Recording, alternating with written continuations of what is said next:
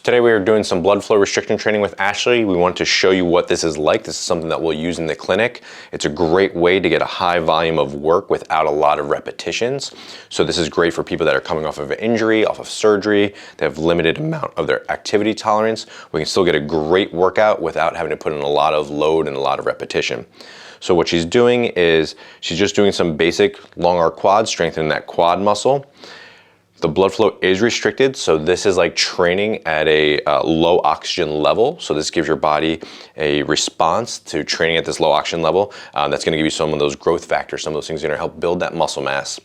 This is ideal for people that are looking to maintain muscle mass or even build strength, but don't have a lot of endurance just yet. So this is a safe way that we can do that. Our protocol for this is that we have her do 30 repetitions with a 30-second rest, and then it's 3 sets of 15 repetitions with a 30-second rest in between.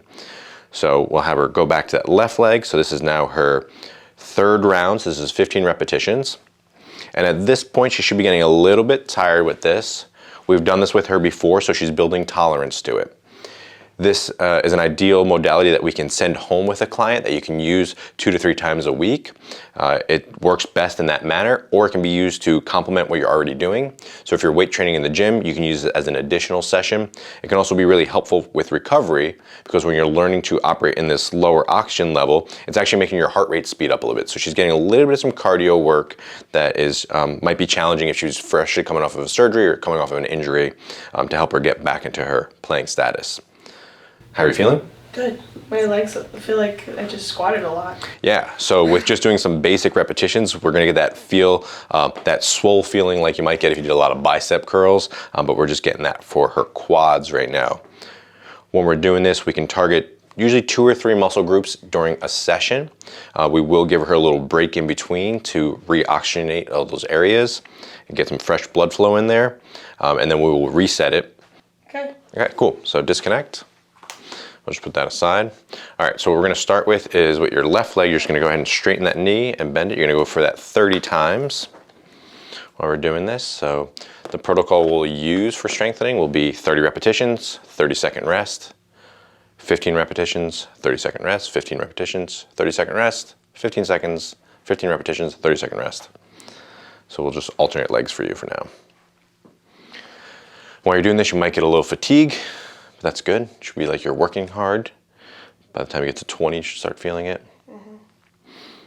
As we have you going to continue with this on your own, and we move to the different levels, at some point, that 30 at a low level will be easy, and then we'll move it to the medium level. Just getting a crazy leg pump. Getting a crazy pump, getting swole. Yeah. So when doing this, it should not be painful at all. It might be a little uncomfortable. We want to keep that discomfort level relatively low, so 5 out of 10 or less. Certainly fatigue is fine, but if it's getting painful, 7 or 8 out of 10, then we're gonna take them off. So you're just gonna push this little valve here to kind of let a little air back into it, and you're gonna enjoy letting that blood flow get back in there. And we're gonna give her a full minute of rest here before we switch her over to pump these back up and work on her hamstrings. She's just gonna use a little valve and plug it right in there. We already have it set to her, so she's just gonna start her exercises. She's gonna choose her leg, and she's gonna stick with a low intensity, and we're gonna use the previously stored version, so we've already calculated it to her. It's already calibrated to her blood pressure. And this will feel just like a blood pressure cuff pumping up and a little leaking out until it finds the ideal setting. With each setting of low, medium, and high, it's obviously at a more restrictive position. We start at the low and we start to build our way up, depending on how she tolerates this. Each person that uses this needs to calibrate it to themselves. Depending on your athletic level, you're gonna have a different setting that you wanna put it at. Okay, so now we'll just disconnect it completely. Since we're gonna have her working on her hamstrings now, we're gonna have her lay down onto her belly. Okay. And all you're gonna do is start with your right leg, since that one went on first, and go ahead and bend your knee. And we're gonna have you start with 30 repetitions, and then we'll switch sides. So same protocol, no matter what body part we're doing, 30 on, 30 seconds off, 15 repetitions on, 30 seconds off, 2 more times just like that. When we're doing 2 legs, it works well to kind of alternate. It kind of builds in that 30 seconds. We've timed this with Ashley before, so just a couple more seconds after she's done that we know is about a 30-second rest for her. In between exercises, we did take it off for a full minute, let her fully re-oxygenate her tissues.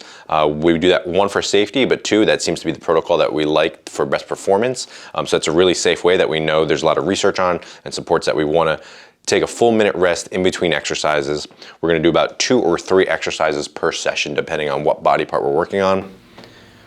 We can also use blood flow restriction training for the arms. We have different size cuffs depending on the athlete's body type and depending on what body part we're working on. And we want to have these cuffs as close to the extremity as we can. So high up into the thigh and high up into the arms if we're around the arms. And of course we want to check in as we're doing that and make sure everybody's comfortable. How are you feeling? Great. Feeling a little tired? Yeah. Perfect. So if we're getting that feeling that we're doing a lot of work, but we're not doing a lot of work, that's exactly what we're looking for.